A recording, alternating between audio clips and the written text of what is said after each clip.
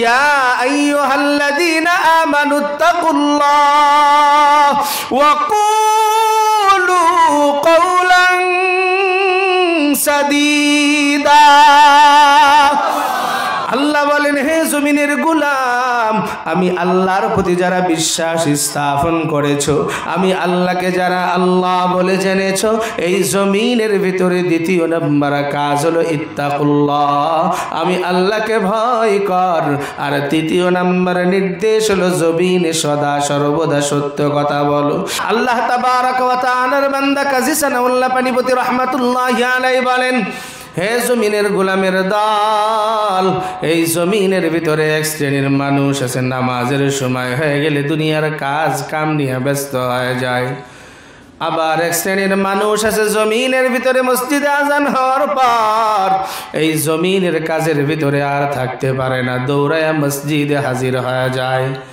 ঘরের মা বোনেরা অনেকেই আছে নামাজের সময় হইলে ঘরের ভিতরে যায়, নামাজ বিছায় নেয়। আবার এক শ্রেণীর মা বোনেরা আছে আজান হয়ে যায়, নামাজের সময় পার হয়ে যায়, এরপরেও দুনিয়ার কাজ শেষ হয় না, টিভি ভিসিআর গল্প নিয়ে ব্যস্ত হয়ে যায়। ঠিক না বেঠিক? জোরে বলেন। কাজী সানাউল্লাহ পানিপতি রাহমাতুল্লাহি আলাইহি ডাক দিয়ে বলে, নামাজটা কেমনে পড়বা ও জমিনের গোলাম? সাহাবায়ে কেরাম রিদওয়ানুল্লাহি তাআলা আলাইহিম আজমাইনদের ইতিহাস তালাশ করে দেখো, যেই সাহাবায়ে কেরাম জমিনে ছিল বড় জাহান্নামের আসামি। খুদ হযরত ফারুক আযম রাদিয়াল্লাহু তাআলা আনহু বলেন, হযরত আবু বকর সিদ্দিক রাদিয়াল্লাহু তাআলা আনহু বলেন, এই জমিনে আমাদের মতো জড় নাফরমান জমিনে কেউ ছিল না, এক আল্লাহর পরিচয় আমাদের কাছে ছিল না।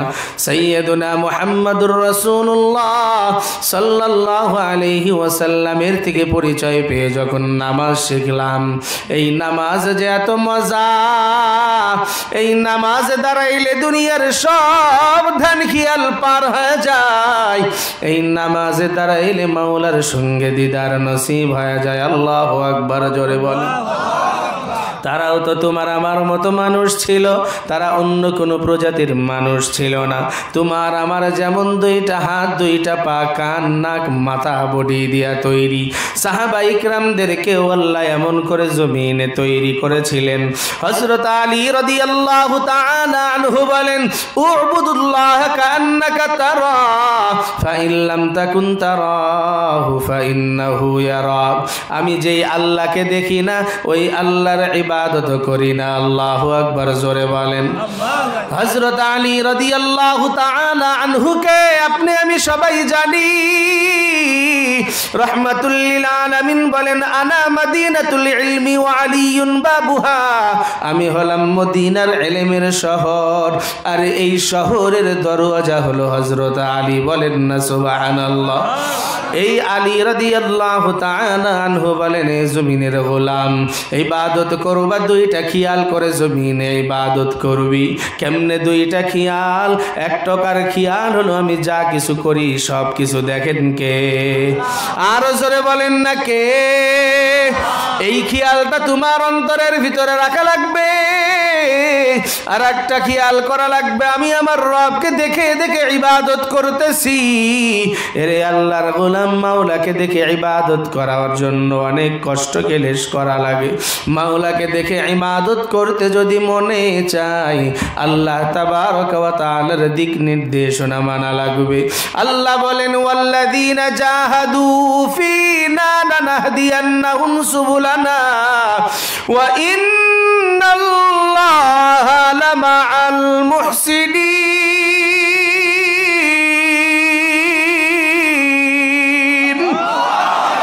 আল্লাহ বলেন, হে জমিনের গোলাম, আমি আল্লাহকে এমনি এমনি পাইতে পারবা না।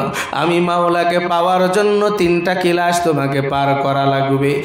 এক নম্বরে জাদ্দা ওয়াজাদা, আমি মাওলাকে পাওয়ার জন্য চেষ্টা করা লাগবে। দ্বিতীয় নম্বর জমিনে মুরাকাবা করিয়া চলা লাগবে। তৃতীয় নম্বরে মুশাহাদা করিয়া জমিনে অতিবাহিত হওয়া লাগবে।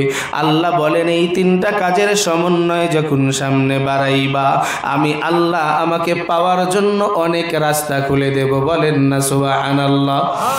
এরে নবীর আশিক উম্মতের দল, আল্লাহ তাবারক ওয়া তাআলাকে তালাশ করার জন্য মানুষ উলামা ইকরামের তত্ত্বাবধানে ইস্তেমার ময়দানে যায়। আল্লাহ তাবারক ওয়া তাআলাকে পাওয়ার জন্য এই ময়দানে তুমি আমি বসে গেছি। মাওলাকে পাওয়ার জন্য জমিনে কত বুজুর্গ আল্লাহ ওয়ালাদের সোহবতে মানুষ হাজির হয়ে যায়। আল্লাহকে তালাশ করার জন্য জমিনে কত বান্দা বান্দি খায়া না খায়া পাগলের মতো দৌড়ায়। আল্লাহ তাবারক ওয়া তাআলার বান্দা কাজী সানাউল্লাহ পানিপতি ডাক দিয়া বলে, হে জমিনের গোলাম, ওই আল্লাহকে কেমনে পাইবা? আল্লাহকে পাওয়ার মাধ্যম হলো জমিনে সঠিকভাবে নামাজের মুসল্লায় দাঁড়াও। কেমনে দাঁড়াইবা? রহমতে আলম নবী তোমারে আমারে সামনে নামাজ শিখাইছেন। রহমাতুল লিল আলামিন সাহাবায়ে কিরামদেরকে হাতে ধরে ধরে নামাজ শিখাইছেন। নবী আমার ডাক দিয়ে বলে, সল্লু কামা রাআইতুমুনি উসাল্লি। এ সাহাবায়ে কিরামের দল, আমি রাসূল যেমনে নামাজ পড়ি আমাকে দেখিয়ে তেমনিই নামাজ আদায় করিয়া নাও। এরে জমিনের গোলাম, আজকে রাসূলকে তুমি আমি দেখি নাই, সাহাবায়ে কিরামকে দেখি নাই, তাবেঈন তাবেঈনদেরকে দেখি নাই, কিন্তু জমিনে বুজুর্গ আল্লাহ ওয়ালাদেরকে দেখেছি। ঠিক না বেঠিক? জোরে বলেন। নামাজের ভিতরে আল্লাহ তাবারক ওয়া তাআলার একাগ্রতা আসার জন্য এক নাম্বার শর্ত হলো জমিনে জবানের হেফাজত।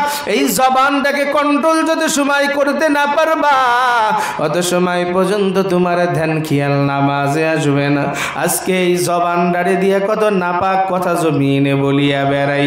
এই জবানটা দিয়া আমার মাওলা জমিনে দিয়েছেন হালাল জিনিস খাওয়ার জন্য, কিন্তু এই জবান দিয়া আজকে অধিকাংশ মানুষ হারামের উপার্জনের টাকা দিয়া রিজিক খায়।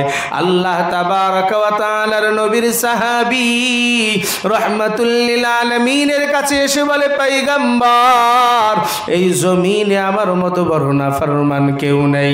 আমি আপনার ব্যাপারে অনেক কথা শুনেছি, আমি আর কিছুই চাই না, আমারে কালেমা পড়ায়া মুসলমান বানায়া দেন।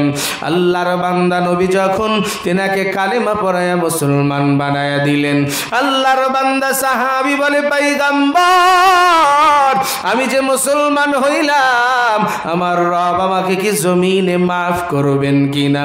রহমতে আলম নবী বলে, ভাই, তুমি যখনই কালেমা পড়েছো লা ইলাহা ইল্লাল্লাহ, এই কথাটুকু বিশ্বাস করে যখন কলব, অন্তর আর জবান এক করিয়া যখন পড়েছো মুহাম্মাদুর রাসূলুল্লাহ, আল্লাহ তোমার জিন্দেগীর সব গুনাহ মাফ করে দিয়েছে।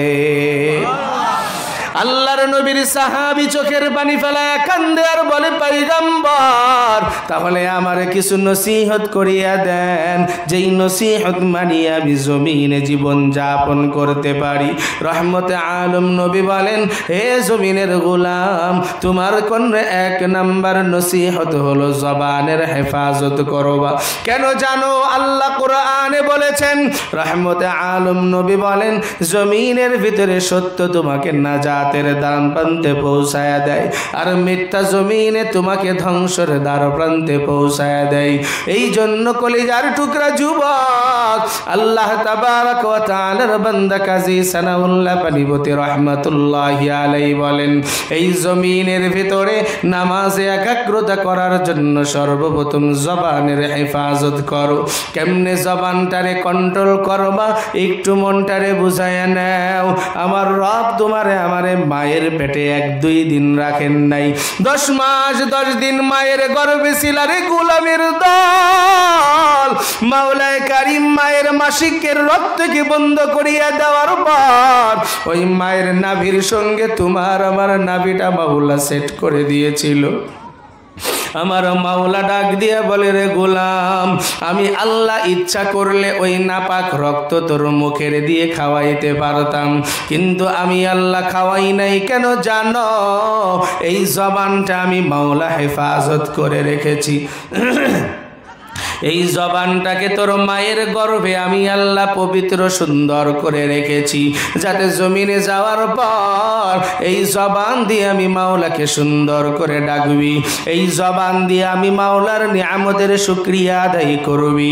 কিন্তু জমিনে নাফরমান শয়তানের ধোঁকায় পড়িয়া আজকে তুমি ইয়াবা খাও, মদ খাও, ফেন্সিডিল খাও, জমিনে হিরোইন খাও, বিড়ি খাও, সিগারেট খাও। এর থেকে বড় খাওয়া হলো হারাম উপার্জন করিয়া জমিনে খাও। ঠিক না বেঠিক? জোরে বলেন। এই জন্য যতই হারাম তুমি জবান দিয়া পেটের ভিতরে ঢুকাও না কেন, এই হারামের কারণে তোমার নামাজ এমন বসে না, এই নামাজ তোমাকে ফায়সা কাজ থেকে বিরত করে না।